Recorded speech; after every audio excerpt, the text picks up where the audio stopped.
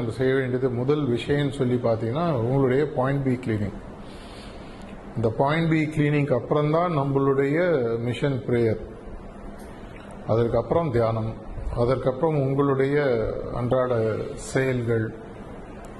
சாயங்காலம் திரும்பி பார்த்தீங்கன்னா சுத்திகரிப்பு, 9 மணிக்கு உலகளாவிய பிரார்த்தனை. அந்த டைம்லேருந்து படுக்கிறதுக்கு முன்னாடி பார்த்தீங்கன்னா பாயிண்ட் ஏ மெடிடேஷன். படுக்கிறதுக்கு முன்னாடி 10th மேக்ஸிம் ப்ராக்டிஸ் பண்ணுறது இன்டைரக்டாக பார்த்தீங்கன்னா உங்களுடைய பாயிண்ட் பியை க்ளீன் பண்ணுறதுக்கான ஒரு டைம். பாயிண்ட் டின்றது நம்மளுடைய குற்ற உணர்வுகள், தெரிந்தும் தெரியாமலும் நமக்கும் மற்றவர்களுக்கும் நாம் செய்த தவறுகளை இனிமேல் மீண்டும் செய்ய மாட்டேன் அப்படின்னு சொல்லிட்டு ஒரு வருத்தத்துடன்.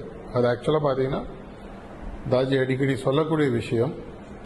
பாயிண்ட் டின்றது மாஸ்டரால் கூட பண்ண முடியாது, நீயே தான் பண்ணிக்கணும். உண்மையாக வருத்தப்பட்டு என்னுடைய பயிற்சி சம்பந்தப்பட்ட விஷயமாகவோ மற்றவர்களுக்கு நான் இழைத்த தவறாகவோ தெரிந்தும் தெரியாமலும் இதை மீண்டும் செய்யக்கூடாத ஒரு நிலைக்கு என்னை கொண்டு போகணும் அப்படின்றது அதுவும் ஒரு வகையில் பார்த்தீங்கன்னா சுத்திகரிப்பு. இதை முடிச்சுட்டு தான் நம்மளுடைய பெட் டைம் பீரியட். ஆக்சுவலாக பார்த்தீங்கன்னா எழுந்துக்கும் போதும் சுத்திகரிப்பு, படுக்கிறதுக்கு முன்னாடியும் இன்டைரக்டாக சுத்திகரிப்பு.